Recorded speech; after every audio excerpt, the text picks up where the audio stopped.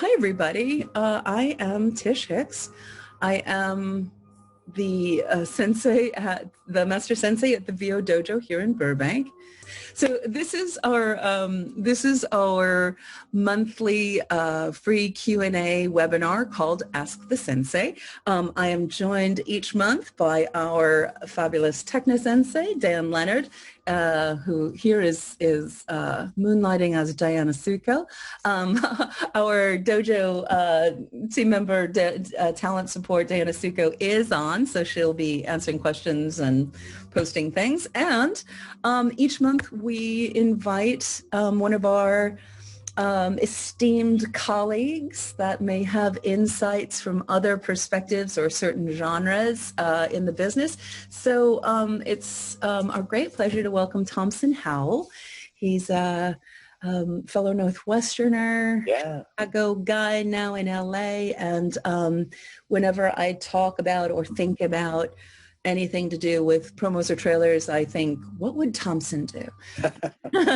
And super excited to have him here answering questions with us, because he has also just released a book that he has compiled of, I mean, I guess it's not called What Would Thompson Do, but it probably has everything that you would do in it. So excited to get to share that. Thanks for having me, Tish. Yeah. So let's see. Dan, do you want to introduce yourself, and then we'll have Thompson introduce himself fully? Absolutely. Hi, I'm Dan Lenard, which is my name down there somewhere. Yeah, I'm the home studio master. There's a lot of people that say they know what a home studio is supposed to be like, and they are absolute amazing experts on one studio, and that's their own. So I'm here to help you with your questions on home studio stuff, microphones, equipment, all the stuff that you probably don't need. So feel free to ask any question about home studios regarding equipment and usage and stuff like that. So, hey, excellent. And Thompson, have you introduced yourself? Yeah, well, where do I start? I grew up in Boston. I lived in Chicago for 25 years, where I went to Northwestern. I think you and I overlapped a little bit, Tish. And I started life as a musician. I played piano. I also played pipe organ, which is kind of, a bit of a Renaissance man here. But halfway through high school, I got the acting bug that led me to doing more acting stuff, and went to Northwestern for theater, and got out of theater and became a radio disc jockey because theater work wasn't paying very well at the time.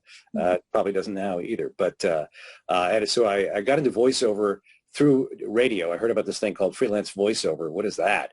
And what happened over time is my radio career and my freelance career sort of passed each other, and I decided I wanted to be more of a freelancer, and pursued voiceover in Chicago until October of, well, it's got about 14 years, of 2006, when I moved out here to LA, because I wanted to pursue more promo and trailer stuff, and I felt I could do that at the time more securely from here.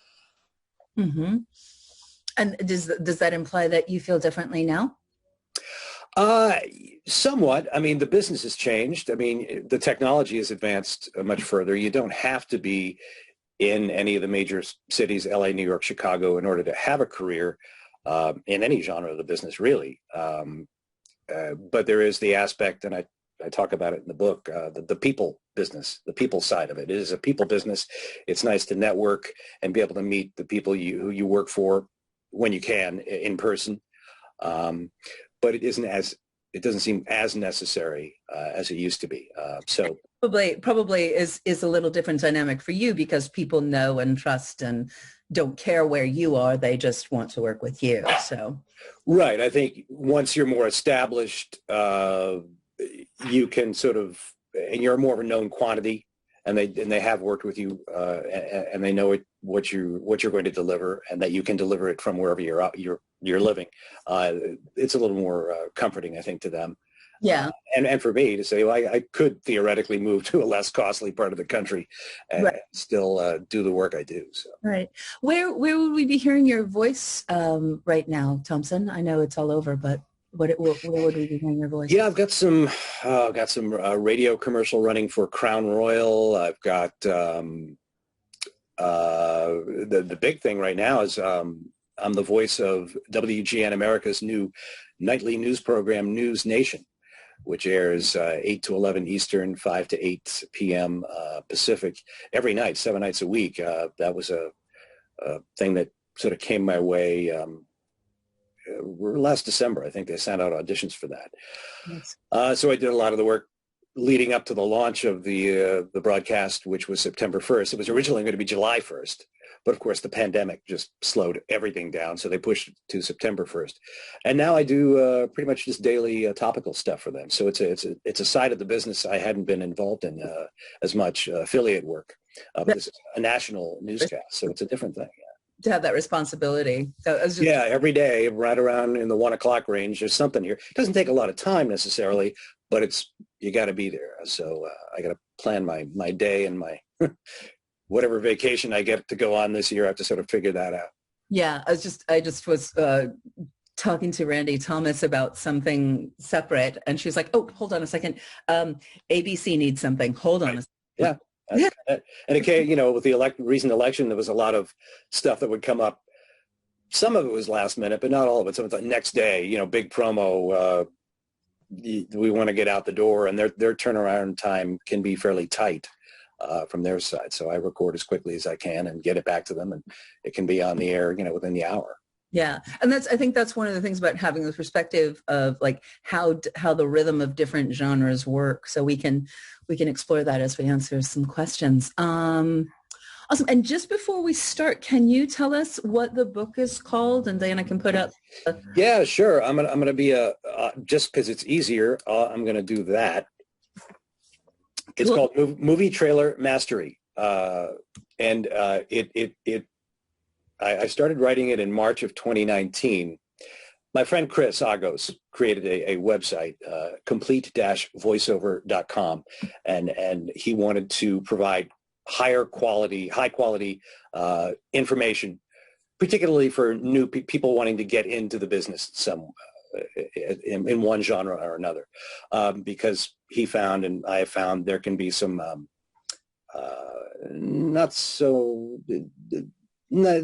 some people in places where the information isn't always good, or there are people trying to take advantage of people who are interested in the business. It's a reliable source of good information. Yeah. Mm-hmm. So he wanted to create a reliable source of good information, and it's done with mostly with books.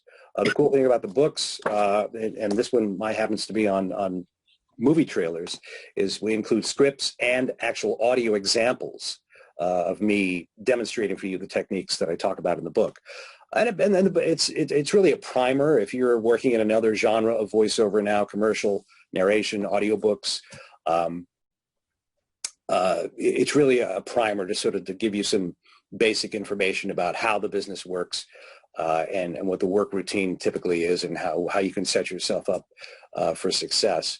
I said I started writing it in March of 2019. It took about a year between rewrites and revisions and updates and delays and recording the audiobook. And by the way, if any of you are audiobook narrators, you have my undying respect, because it was the first audiobook I'd ever done, and I felt like I slogged through it, like it took me such a long time. At least it felt that way. So anyway, and of course, March 2020, we were ready to launch it, and then the pandemic happened. So we delayed it a little bit, and we sort of soft released it in July. Here now. And so far, it's gotten some good response. So it's real basic information, but I think it's useful and reliable information from someone who's been doing in the business for a long time. Yeah, cool. Excellent, and I think that's really interesting too, because you've trained in another sport. You've trained in the 100-meter dash at the highest levels, and then an audiobook is a marathon, so it's a different. Yes, and now I'm going to get rid of that now because I feel like I'm on Home Shopping Network. But yes, it gave me, I knew what recording an audiobook basically involved, and my book is not War and Peace. It's not small, but it's not this long, super long thing. But even doing that, I went, wow, I'm so used to, my career started in commercial and some narration. and then got into promo and trailer. And, you know, especially with promo work, you know, if you're doing a network show, sessions are comparatively quick. So you got to be on top of your game and boom, boom, boom, and it's done.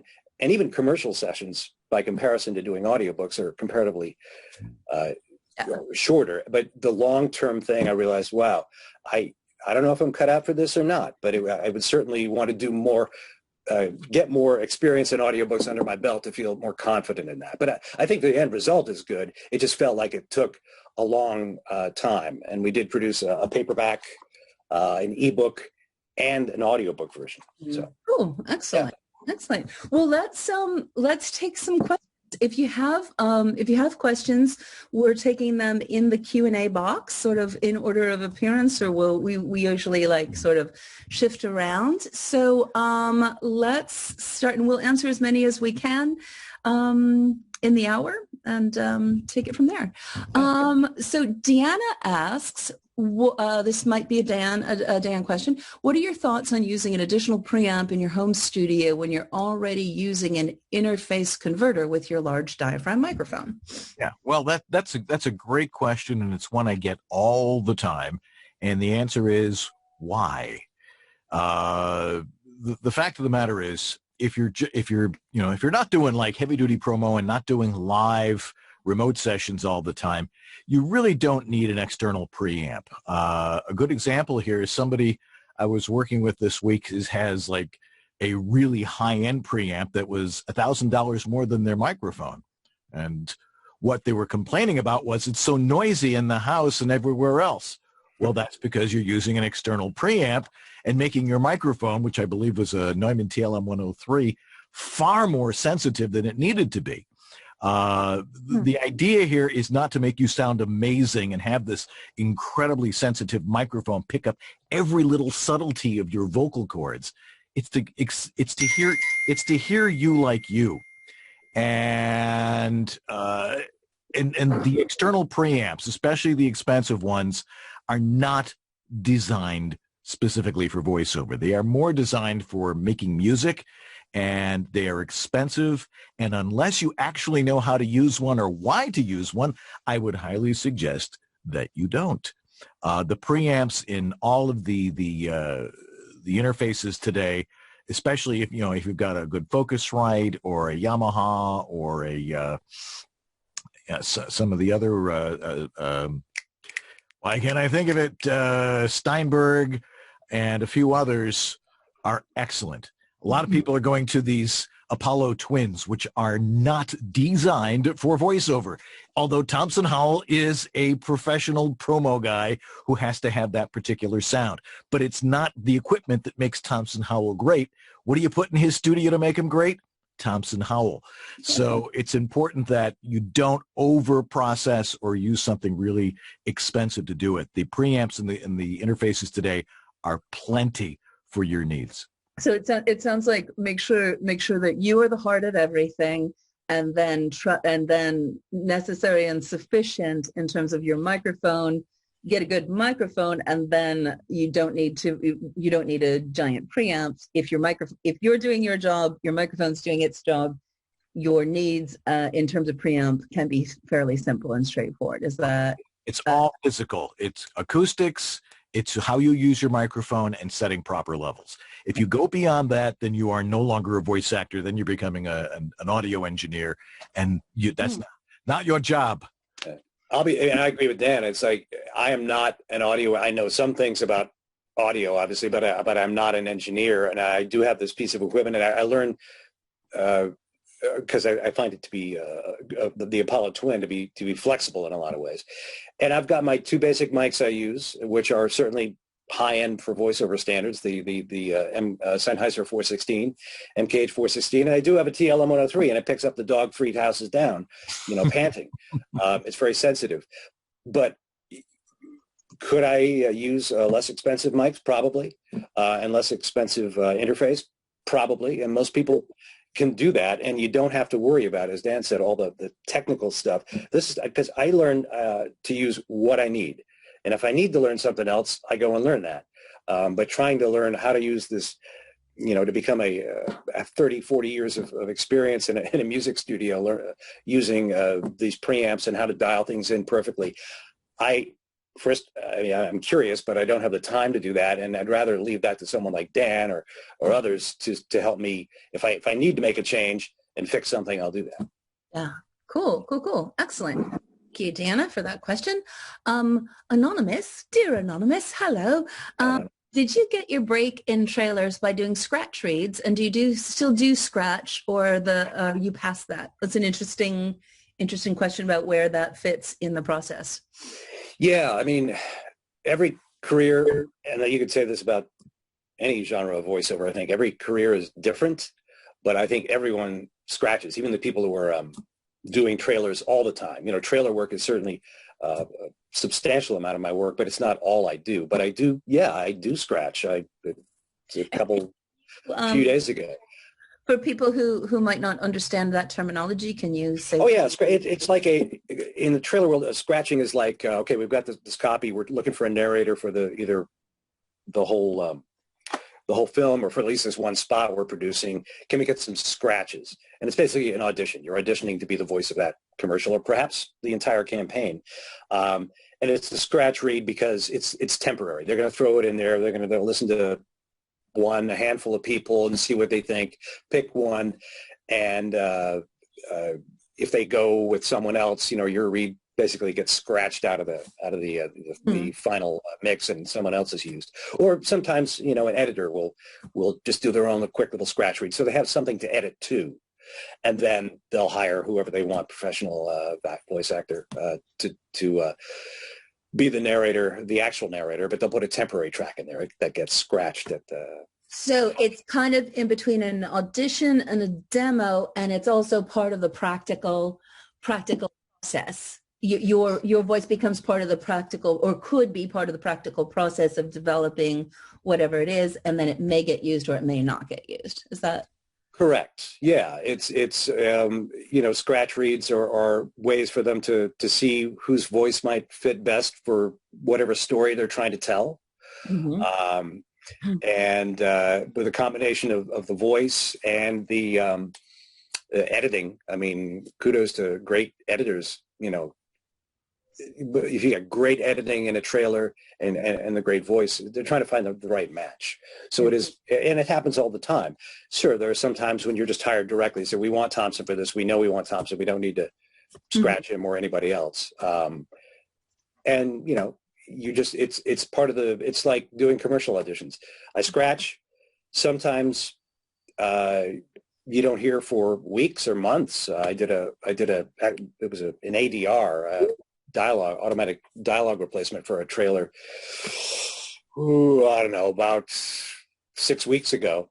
And it was just a newscaster line. It was not, they weren't casting for the narrator of the trailer. There wasn't one, but there was a role in the trailer. And, a month later, my manager says, "Hey, you got it." It's like, oh, great. This thing, what did I get? I forgot what it was. So sometimes that happens. Mm-hmm. There can be a delay between the time you do a job or send it in an audition and they decide to use it. And I'm grateful for that because you get paid. Cool. And one of the things we say at the dojo all the time is that there is no they, there's only we. So if you think about like, oh, I'm helping this particular team, I'm not there, but something I did, I send that in, that helps us, or helps that part of the team. And when I get the job, I'll be there, right? Like, so that's a cool thing. Excellent. Let's take another question. Anthony Morales in, I think, the exotic land that I don't even know where that is. What are some good ways to break into the promo and trailer industry? Where do we go to find auditions to work like that? Typically, particularly in trailer, you need to have an agent and I talk about it in the book, also a manager who tend to focus in those areas. It's trailer especially. You don't find those auditions online, at any of the Voice123 or Voices.com or whatever people are using these days. I'm not really involved in that area of the business as much. Those are really, because it is such a small, insular part of the business, trailers, They're agents, particularly in New York and LA, and managers who were based in both cities, who developed relationships with trailer houses who produce trailers. That's sort of what the main thing they do, and develop relationships with the people. And once you develop the relationships with the people, they tend to want to work with people they like and know, because it is a people business, as I say, and you need to be talented, but also having your representation be able to talk you up a little bit and promote you and to network for you and with you on occasion. So you need to, first of all, you need to train, and if you're not involved in promo at all, you need to work at getting good at that, and trailer as well. And then you need to put a good demo together so that you can send it to an agent and get hopefully represented. Easier said than done. It's a very competitive, the entire business is very competitive. Yeah. Trailer, promo, and trailer particularly is even more competitive, because there's certain skills you have to have that you may or you may not have if you've just been working commercial and narration. And you can learn them, but it takes time, and you need to achieve a certain level of skill to be successful. The thing that I always use you as an example, Thompson, because you spoke about you being an organist, right? You play the organ, and I maintain that I'll bet you are as good a promo trailer person as you are, because you play the organ. Because think about what needs to happen. You're playing two keyboards. You have to keep the air flowing physically with something that you're doing, and you can also play something and the foot pedals. Little bit what has to happen in trailer, like it's a very concentrated version of whatever we're selling, right? So there's like a lot that needs to happen in a short amount of time, and it has to bring the entire movie to life in sometimes one word, right? Right. No, exactly. And I talk about it in the book, which you can, there it is. It's being a musician, and this could apply to all genres of VO, but it's certainly helpful in promo and trailer, is if you have a musical sensibility, that helps you, pitch, tone, rhythm, timbre, all of that comes into play in trailer work. And yes, it's a very stylized way of talking.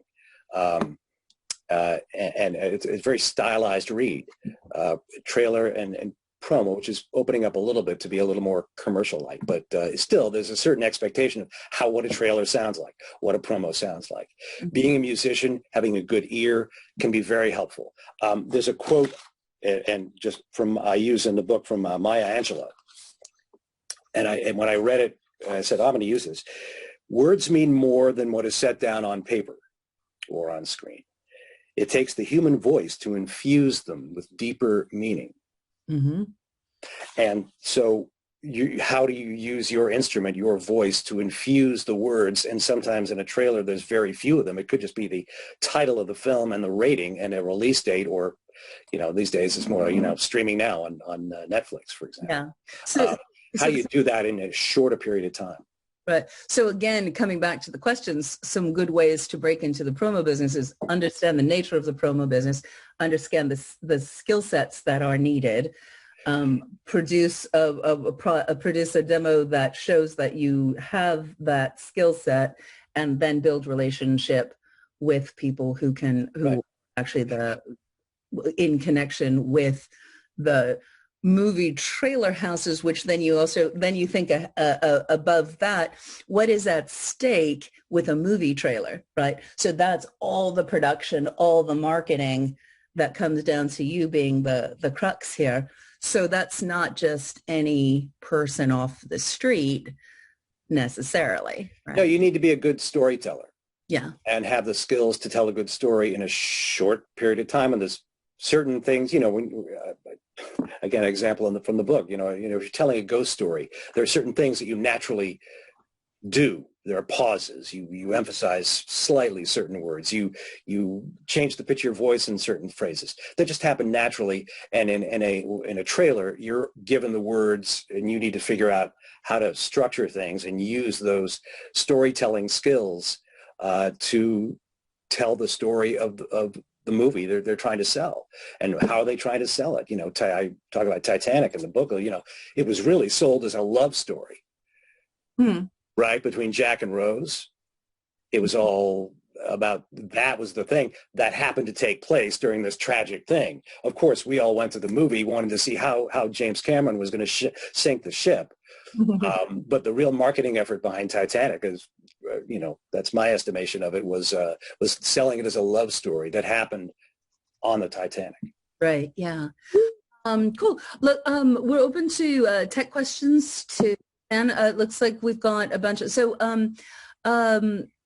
there's a quick question about the audiobook version. I think we can take care of that in typing. Tony asks, is there just one type of movie trailer demo, or do you do several types? There is no, my experience is anyway, there's no solid rule. Sometimes you don't even need a trailer demo if you got the good representation working with you and a good manager, and you start hitting on some things. Demos are probably most important to get representation. At least in trailer. I don't think they are as necessary once you're sort of on the bench, so to speak. But people do it, a variety of ways. You can produce a trailer demo that sort of shows a variety of things. A lot of people tend to split things up. Well, they'll do one that's more dramatic or horror or focus on certain genres of films. It's hard to know, and sometimes that can be having something like that can be helpful if your agent or your manager wants to send an example of your work to a new buyer, a new production house they might not have worked with before, so they can hear examples of your work. But spending thousands and thousands of dollars on producing a good trailer demo too soon, I wouldn't advise against that. I would advise against that. There's a question a little bit lower. And then if you have any insights about this as well, what can you articulate the difference between promo and trailer? Because it's subtle, but it's just another layer of nuance. But how would you define that? Briefly, promo tends to be about urgency. Watch this now. And tune in tonight for this. And trailer tends to focus more on the story. Ah, that's a great distinction. It used to be, the days are, hopefully they're not gone forever, but, back in the day, 20, 30 years ago, even more, when trailers came out, they were much longer. You'd hear the narrator much more prominently. They'd be telling you the story. Now, sometimes it's just, like I said, the title of the film, the rating, and the release date. Yeah. And maybe a few things before that. Boom, boom, boom. Film title, rating, blah, blah, blah. So you don't have as much opportunity to tell the story, which is why you need to have the skills to. That's a huge distinction, though. But yeah, promo tends to be more urgent. About bringing you in, like, oh, this is happening. Book them in. This is going to happen. It depends on the show too. Is it a comedy promo? Is it a dramatic promo? Right. But generally, those are the same. Think of promo as it's more urgent. We want people to tune in. Trailer is more about and not just the voice. The entire trailer, even if it's a short one, is about showing you the story. What's the experience you're going to have when you go see this film? It's not about what you think. It's about what are you going to feel when you see that film on the big screen, if we ever get back to doing that. That's a huge distinction. That's really the job of a trailer. Get you to hook you in that way.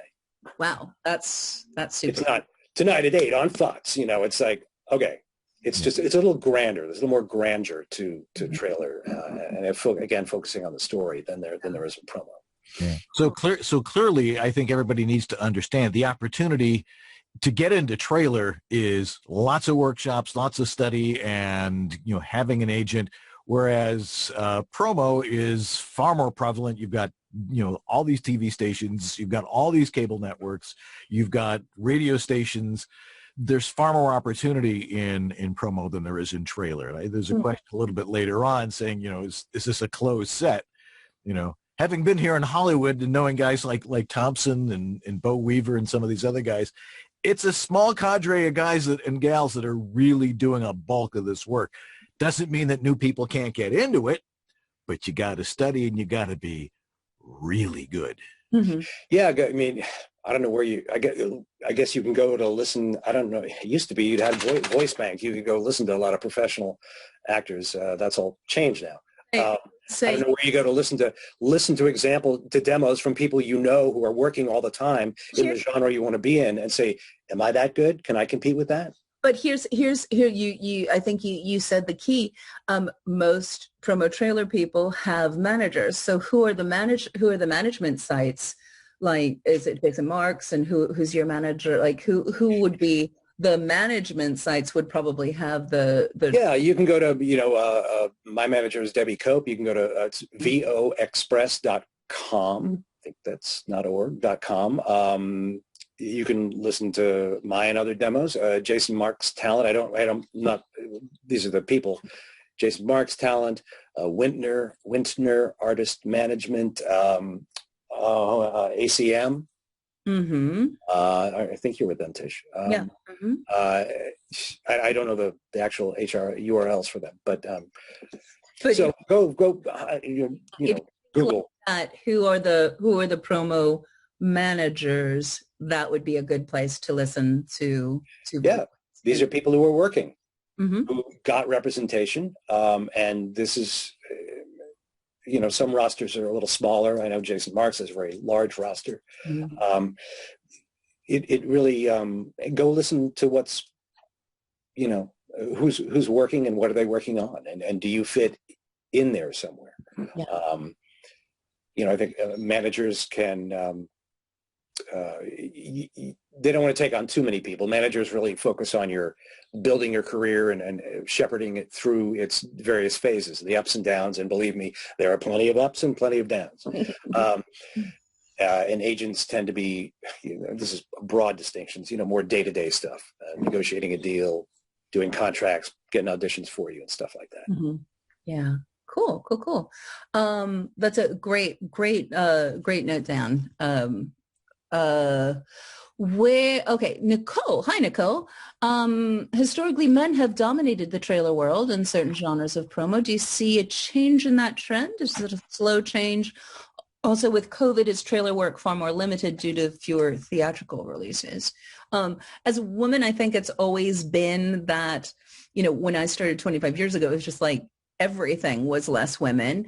And now that's shifted a lot in the years that I've been doing this. It seems like promo has opened up a little bit, but I'd probably say still women. And then it seems like trailer is sort of the last bastion that the women's voices are starting to be like, oh, let's toss a woman in there. I know there's like my agent at A3 in LA is really, she handles the promo, and she's really like, we have this woman-based show I really promoted, we should have a woman's voice on it. So I know there's a lot campaigning. As a man in the industry, what's your perspective, Thompson? Well, trailer especially, definitely male dominated, but not exclusively. As you said, you do hear on occasion more women showing up as the main narrator in a trailer. It's opening up, mm-hmm. and it's the reasons why it's that way. Get into the psychology of why men's voices are perceived as more authoritative or whatever. But you could have said that in commercial, 40, 50 years ago, men top to bottom. And now these days, of course, women are all over in commercials. I think Yeah. there's something shifting also with who the decision makers are in both the film industry and then like That's probably true. I think it's that, and that's also a function of society, marching forward. I mean, generations and the expectations people have, especially these days. There should be more inclusivity. That we should have a broader spectrum of people on the air as characters in shows, as voiceover talent in selling soap or whatever, or in movie trailers. I think some aspects of the industry, there may be some people, but I think some ways the industry works, sometimes it can take a long time for things to change, even if change is being asked for. There's still that tentativeness. And then, of course, and there are women, like I said, who are working in trailers now, not as often as men, but they're there. And you wait for a time when more women will have the opportunity to be, scratching and winning trailer campaigns. Yeah, and I've always found in my career, like, okay, going like, okay, cool, let's go forward as if that weren't the case. Let's go forward as if it shouldn't be. Like, it's like the more, if you get caught in the mindset of like, there's the practical of, do I go for the brain surgery medical degree, and what will that pay off if there's not as many positions, et cetera? But why not? Why not? Hey, if an opportunity is coming to you and they say, hey, we want you to read this, give it your all. Go for it. Don't get in, and this could apply to anyone. I mean, I get into this mindset sometimes. Oh, they're going to hire so-and-so for this. Why should I bother? Don't do that. Why set yourself up for failure? Say, screw it. I'm going to do the best I can with this. I'm going to give them me doing this. Mm-hmm. And if the other guy gets it, again, one of the million things in this business that are totally out of your control. All you can do is show up, do the best work you can consistently. That's why scratching is an important way to, even if you get representation, probably not, there have been exceptions. You're probably not going to book a campaign right out the door. You're going to scratch a lot, but you get heard by the people at the production houses. Sometimes, if you get far enough up the chain, you get heard by the marketing people at the studios. They may pick someone else, but if you show up consistently doing good work, hopefully one day, there'll be a change in management at the studio, and this younger person, whoever it is, says, I want to take a chance on Thompson or whoever it is, because I think he'd be right for this film. And the same could happen in the case of a female narrator as well. Yeah, cool. I realized I missed Amy's question. What's one thing you wish you'd known when you started in promo? Wow. The one thing I wish I'd known, how long it would take to be successful at it. It's one of those things where it's funny. When I moved out to LA, I had been pretty successful in Chicago, and I came out here, and you suddenly become a smaller fish in a bigger pond, even bigger pond. And my agent at SPV at the time, when I got them, they said, and this is sort of broadly speaking, it's going to take about 7 years. And I'm going, 7 years? And what they meant by that is not for you to start doing any work, but really to get on the radar of the people who can hire you consistently out here, particularly in promo, trailer. 7 years just to get on their radar, because the business works so quickly and so fast. They don't always just focus in on one person. There have been exceptions to that, where a guy who came from Chicago, young guy, huge, big, boomy voice. This is 20, 30 years ago, and he was booking everything. Good for him. Huh? Jonathan, yeah. Jonathan Cook. And you hear him from time to time now. I'm not sure exactly what he's doing. We sort of lost touch. But I forgot where I was going with my answer. So sometimes it happens that you hit, and other times you have to grow your hard work. Yeah, taking a long time. Yeah, 7 years. It's going to take about 7 years. And that was about right. I started booking more consistently and higher quality work at about that time. when 7 Years showed up. And it was like, all right, well, they know the business here in LA better than I do because they've been doing it a lot longer. But that's really important because as an entrepreneur, a business person, you need to go, okay, so this is my hardwood lumber forest, and it's going to take 7 years before we have one tree that we can harvest.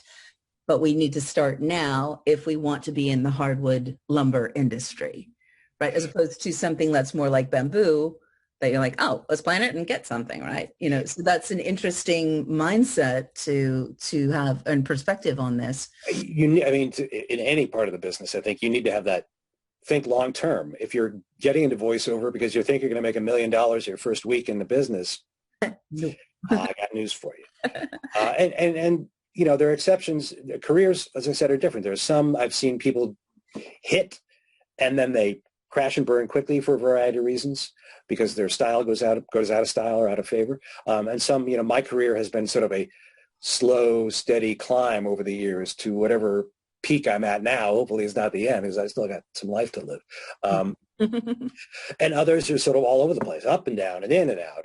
And I think you just have to make friends with that aspect of the business. There are no absolute right answers. The way, if I do this, then this will happen, then this will happen, then this will happen. You're not executing a computer program. It's a career. And there are a lot of variables and things that even though you may have these great plans for where you want to be and what you want to be doing, life and other things you have no control over can get in the way of that. And you just have to sort of, you have to accept that and just keep plugging away. If you like doing the work and you want to continue doing the work, continue doing the work. Yeah. I know that's your experience too, Dan, moving from the Buffalo market to here and finding your way of where your work is and what's consistent. And oh, absolutely. I did very little work in the Buffalo market except when I was in radio there, some 30 years ago. Mm-hmm. And coming out here to LA, of course, it's completely different. But then again, with the internet, and now that everybody has to have a home studio, the world is your marketplace. So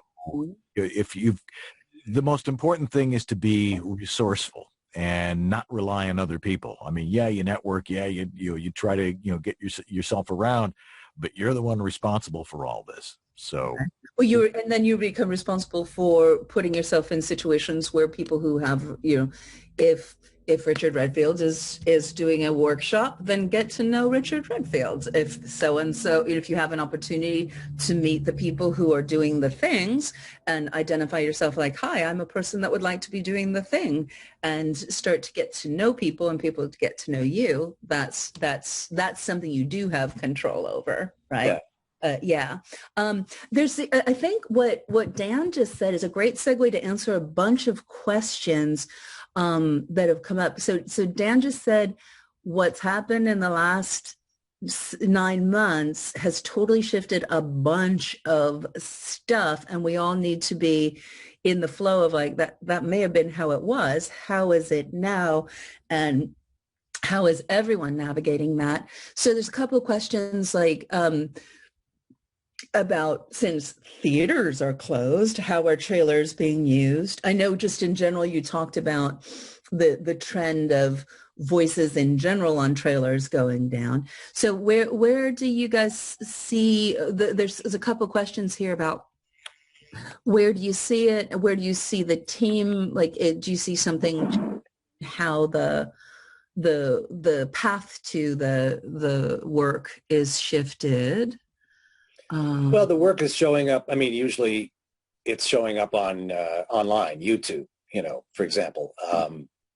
That tends to be where a lot of trailer stuff starts out. I mean, it's not showing in theaters right now. I can't remember if theaters are open or closed now here in California. Depends on where you are, yeah. Sort of a mix. But I think as most product, studios, Disney, and I thought Warner Brothers just delayed a bunch of releases because that they were going to release this year in theaters. They either going to release stuff online, Netflix, Amazon, wherever they can do that, or they're going to hold it. Right. And hopefully next year at some point, we'll be able to be viewing films in theaters again. So everything's changed in that regard. So yeah, it does affect, the amount of trailer work that's coming in, but trailer work is not, it can be a little broader. Think of it broader than just the stuff that shows up in movie theaters. Mm-hmm. There's the work that happens on television. A trailer can be a commercial for a film on TV. It can be for a release of a DVD or Blu-ray, or in these cases, now streaming. It's not just the large, big franchise releases that are going to show up in theaters. Right, and that's really important in the trailer business also, to understand that there's three points that trailer might be used in the marketing. In the trailer, in the theater, oh, you're in a movie, here's another movie you might like. You're not in the movie theater, so come to the movie theater to see the movie. You've already seen the movie, or the movie was in the theater. Now you should, the home entertainment afterwards. Right, exactly, yeah. You like the movie in the theater? Great, buy it or rent it or whatever, Exactly, exactly. And, the studios, everyone's trying to figure out whatever the new normal is going to be. Mm-hmm. And this, as production got shut down in March and is slowly starting to build up again, there's, stuff that was in the can that can be released. But then I'm certain there's going to be this period of where nothing new can come out quite, or very little new can come out very quickly, because they haven't had the time to make it yet. They're still filming it. And that goes for television too. So, the pandemic has messed up people's workflows a lot, but we're learning how to do it, and especially as Dan can talk about his voice talent from home. It's funny, when I always assumed most voice talent in LA already had home studios of one kind or another. And I realized recently that's not true. I did, I did, because in Chicago, this is, it was until I moved into LA when I got my first home studio. But because of the type of work I do, it was more required. Mm-hmm. Then I hear all my friends who do more video game work and animation, where you usually go to a studio and you work as a group in the room. And suddenly that got taken away when things got shut down on here. Now everybody's struggling. I need to have a really solid professional mm-hmm. home studio that can do more than just auditions. And Dan can speak more to the volume of work he's probably, hopefully. Oh yeah, no, taking on people trying to get their studios up to speed. Oh yeah, no, it's, as I like to say, I've been busier than a one-armed paper hanger or a one-legged guy at an ass-kicking contest over the last 8 months. So it's there's a couple of points that that are important to think about here. One, we have COVID, people have to be home. The transition from broadcast and cable has now been accelerated to streaming services, and that everything is now going streaming, which is fabulous because it's opening up all these opportunities of more different genres of material. People, self-publishing. Now everybody has their own TV station, including me. So it's important to realize that you can create your own niche, and that's a great place to practice. If you're doing a podcast, or if you're doing a webcast or something along those lines, if you got something to say. As we always say, anybody can do a podcast or a webcast, but not everybody should. But having a good home studio is important. The thing is having a home studio is not hard. But as Thompson was saying, there's a lot of people who were, voice actors and actors who were not prepared. Even though we've been warning them for the last 10, 15 years, you have to have a home studio. And then COVID came along and accelerated all of this. And, fortunately, I'm here, and my friend George Whittemer here to help people out with it. And don't crowdsource your home voiceover studio. Yeah. But I think also, there's something interesting, in this is something to note. And then I like to dash through these last questions, like do a lightning round through the last questions. But I think there's also something really important to note. Thompson had a booth because the nature of the promo business is, as he said, there's an affiliate, needs to be done now. This needs to be done now. So you need to be available, and there's an immediacy to how you're in relationship to the promo work that happens really, really fast. And if you're not available, then there's the next line of all the the Knights of the Round Table, okay, so let's go here, right? So I think that's something, because sometimes people speak of the promo world being the golden handcuffs, right? What's your experience of that? I mean, they're golden and they're nice and stuff, but how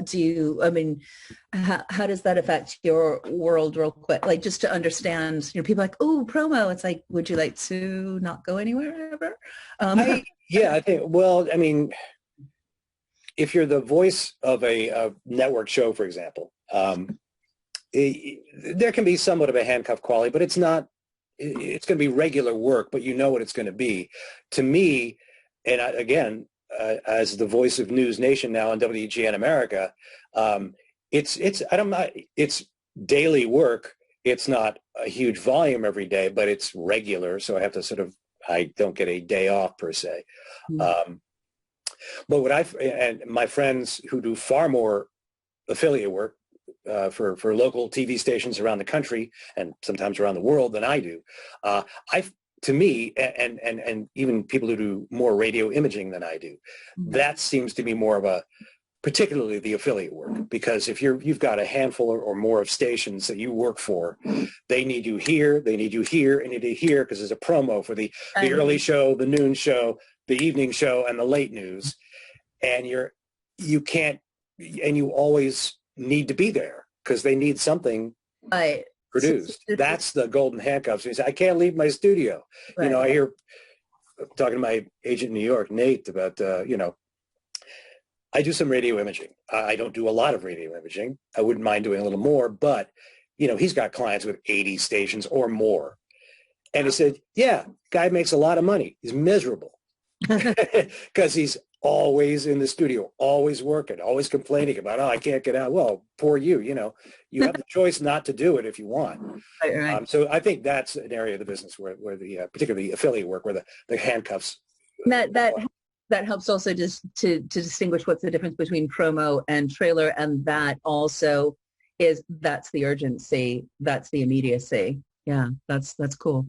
Cool, excellent. Let's see if we can popcorn through these. At what stage of career did you join the union? Like, one sentence, two sentences. We don't want to get into a giant discussion about union, but sure. I started my career in Chicago in 1986, and I think I've got on my SAG-AFTRA card here. I think I joined in either 1986 or 87. Might have been 19. I think I did my first job in 86, Taft-Hartley, and then in 87. Talking a while. So that's when I joined, and that's because it was commercial and I had to, and I knew I wanted to do that. That was the business back then was way different than it is, because we didn't have the internet. We didn't have all this technology. It was not nearly as large, and it was more local to Chicago. So there, 1987.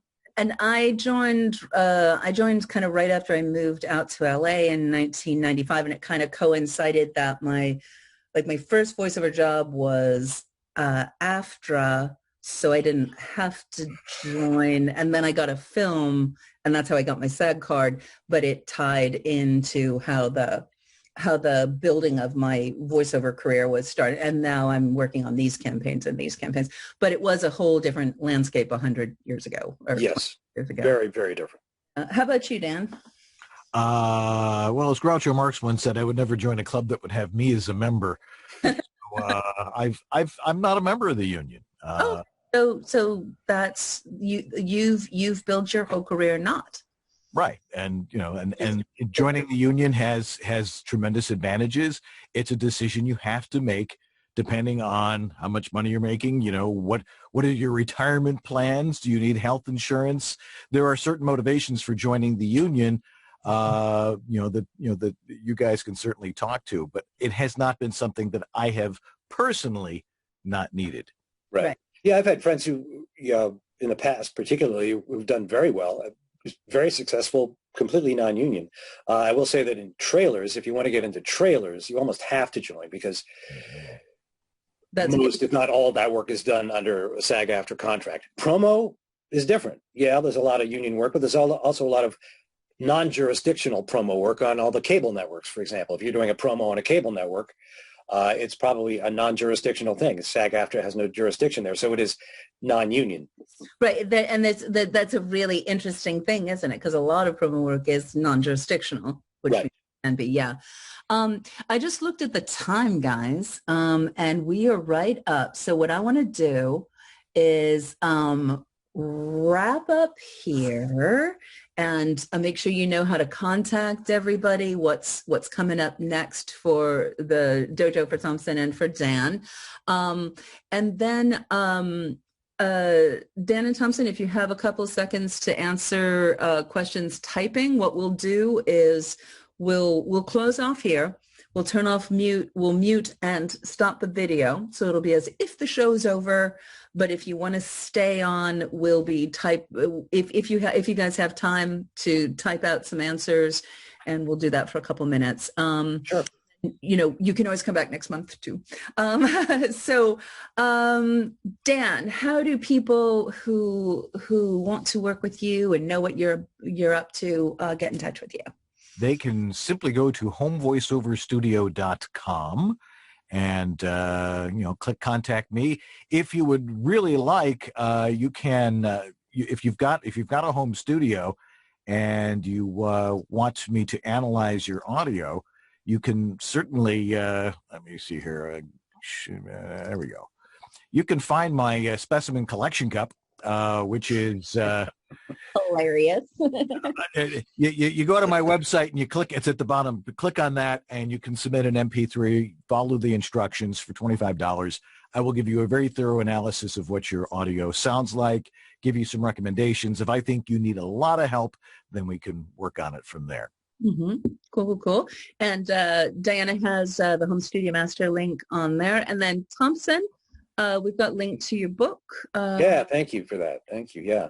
It's like I said, it's available as a paperback, Kindle, or audiobook.